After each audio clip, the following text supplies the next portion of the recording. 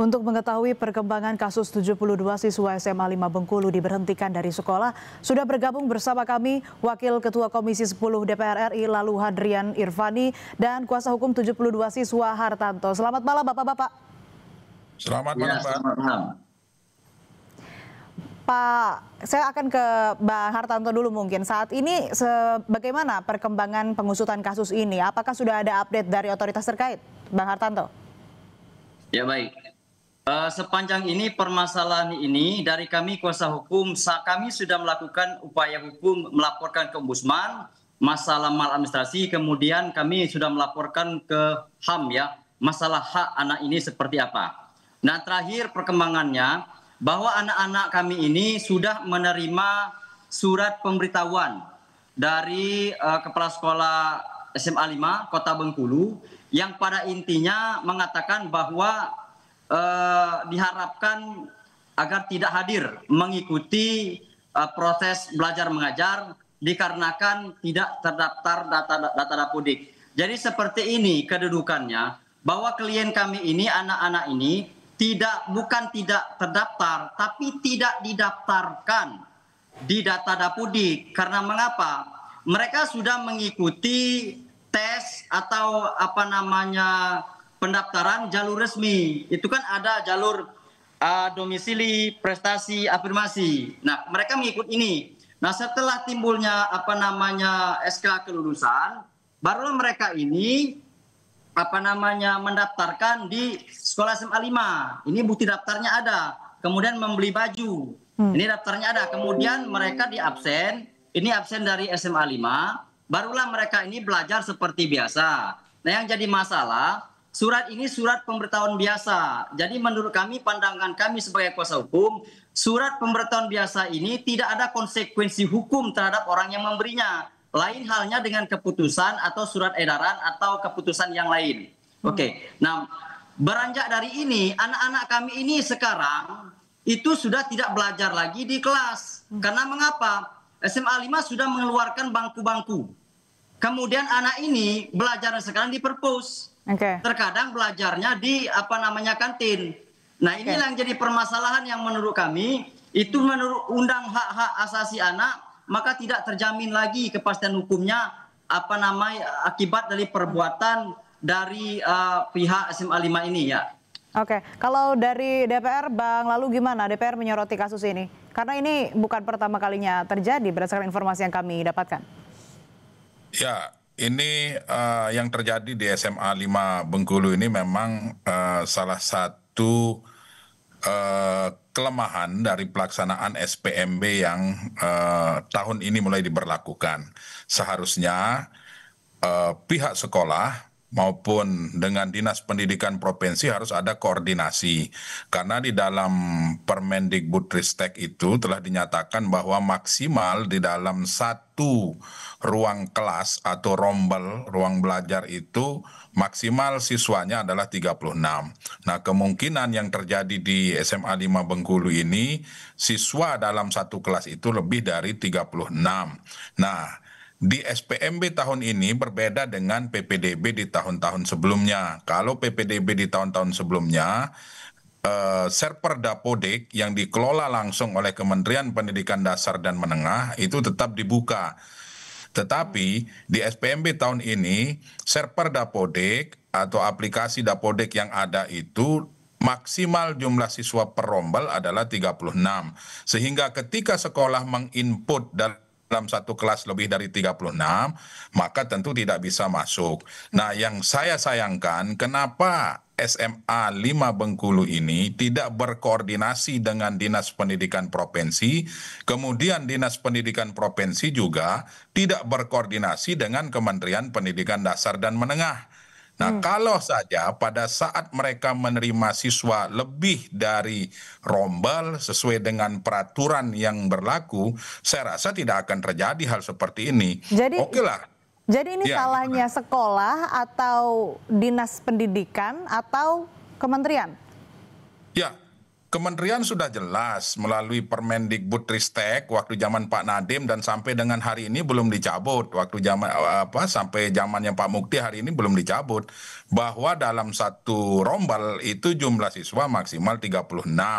Kemudian di SPMB ini juga aturannya sudah tersosialisasikan baik ke kepala sekolah, baik ke dinas. Nah, kalau situasi di Bengkulu ini seperti ini yang terjadi, nah, kemungkinan miskomunikasi atau pihak sekolah dan Dinas Pendidikan Provinsi Bengkulu tidak melaksanakan sesuai dengan Permendikdasmen yang sudah dikeluarkan terkait dengan SPMB. Dan yang saya sayangkan, kenapa siswa-siswi hari ini yang sudah belajar, sudah jalan 1 bulan, bahkan 2 bulan lebih ini, kok malah sekarang disampaikan tidak ada dapodik. Nah, ini menjadi pertanyaan besar. Pertanyaan besar ini. Nah, oleh sebab itu saya sarankan kepada Pak Hartanto, sebaiknya koordinasi dengan Dinas Pendidikan Provinsi. Kalau di sekolah buntu ya koordinasi dengan Dinas Pendidikan Provinsi, agar Dinas Pendidikan Provinsi ini bersurat ke Kementerian Pendidikan Dasar dan Menengah untuk meminta membuka aplikasi atau server dapodik itu. Nah, kalau sudah nanti bersurat secara resmi dengan situasi yang hari ini terjadi, saya dan teman-teman di Komisi 10 berharap jangan sampai anak-anak kita yang menjadi korban. Hanya gara-gara pemerintah daerah lalai, sekolah lalai. Nah, oleh sebab itu masih ada kesempatan, ya tentu nanti kami juga akan menyampaikan persoalan ini kepada Dirjen Pendidikan Dasar dan Menengah. Oke, ada indikasi adanya miskomunikasi ataupun juga kurangnya koordinasi antara pihak terkait. Nah, kalau Bang Hartanto, ini apa yang kemudian menjadi tuntutan orang tua siswa ataupun siswa itu sendiri? Dan bagaimana update-nya laporan ke Ombudsman, Bang Hartanto? Baik, seperti ini. Saya sepakat dengan Pak Lulu, karena ini saya kan juga punya data, punya analisa. Permasalahannya ketika SMA 5 ini merekrut siswa baru itu tidak sesuai dengan prosedur. Contohnya seperti ini.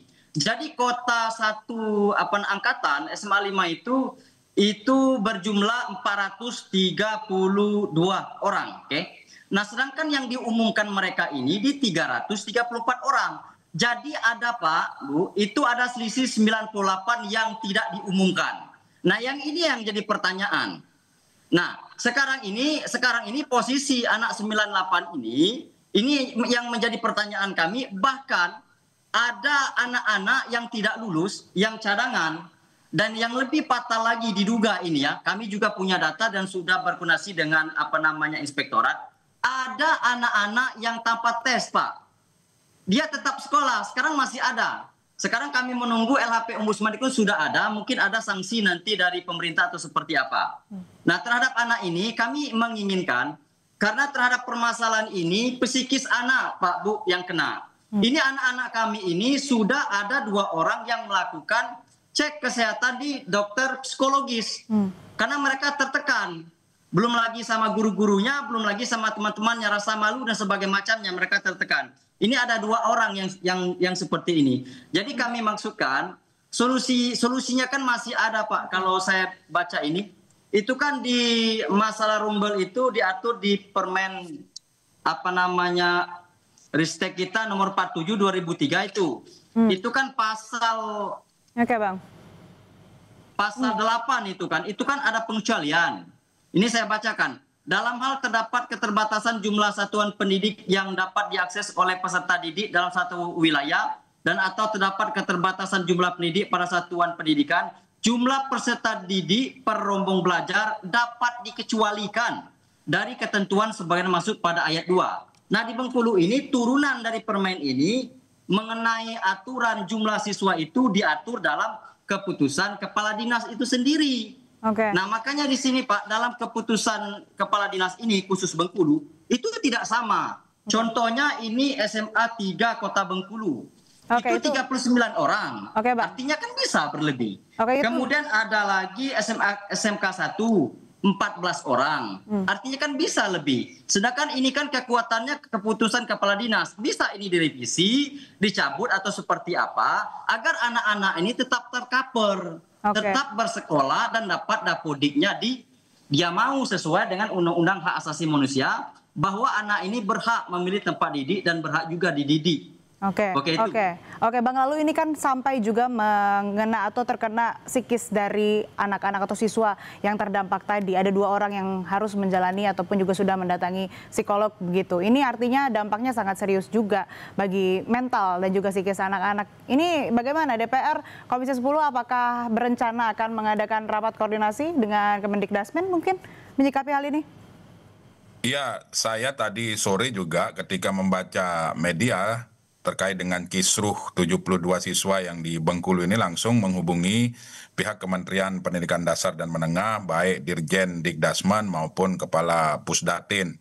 Nah, ternyata memang laporan yang kami terima bahwa pihak Dinas Pendidikan Provinsi Bengkulu itu belum menyampaikan kepada Kementerian Pendidikan Dasar dan Menengah. Betul yang disampaikan oleh Pak Hartanto tadi bahwa Permendikbudristek nomor 47 itu memang mengatur. Nah, diperkuat lagi di keputusan Badan Standar Kurikulum dan Asesmen Pendidikan nomor 71 bahwa di situ dikatakan boleh lebih 36 asal di wilayah tersebut kekurangan satuan pendidikan, ya artinya SMA. Nah, sementara sosialisasi terkait dengan ketika nanti pendaftar ini membludak dengan kuota, antisipasi dan segala macamnya itu sudah dilaksanakan jauh-jauh hari. Nah, memang pelaksanaan SPMB ini menjadi tanggung jawab pemerintah provinsi kalau di tingkat satuan pendidikan SMA. Sebab seharusnya yang dilakukan adalah ketika Dinas Provinsi mengetahui bahwa di SMA 5 Bengkulu itu pendaftarnya membludak, kemudian kuotanya terbatas, ya harus ada antisipasi. Tidak bisa di SPMB tahun ini seperti di PPDB sebelumnya ketika sekolah dengan melihat pendaftar berlebih kemudian mengambil keputusan sendiri untuk menambah rombel-rombel yang ada di sekolah masing-masing. Tetapi yang ingin saya katakan bahwa satu, jangan sampai anak-anak kita menjadi korban. Solusinya adalah Dinas Pendidikan Provinsi Bengkulu berkirim surat kepada Kementerian Pendidikan Dasar dan Menengah, ceki Dirjen Pendidikan, Dirjen PAUD Dikdasmen, minta agar dapodik untuk 72 orang ini bisa diterbitkan. Kalau misalnya servernya masih diblokir, dengan sangat hormat demi kemanusiaan untuk agar proses belajar mengajar di Bengkulu ini tidak terganggu hanya gara-gara persoalan ini, maka dengan sangat hormat minta dibuka kembali. Kami di Komisi 10 insya Allah bisa membantu ini. Baik. Terima kasih Pak. Baik. Terima kasih. Tadi saran-saran dari Bang Lalu untuk Dinas Pendidikan Bengkulu juga semoga bisa diserap ya dan bisa menjadi solusi dari polemik yang terjadi saat ini, dan tentu saja DPR Komisi 10 tentu bisa mengakomodir dan juga membantu menyelesaikan masalah ini. Terima kasih Bang Lalu Hadrian, Wakil Ketua Komisi 10 DPR RI, dan juga Bang Hartanto, kuasa hukum dari 72 siswa di SMA 5 Bengkulu.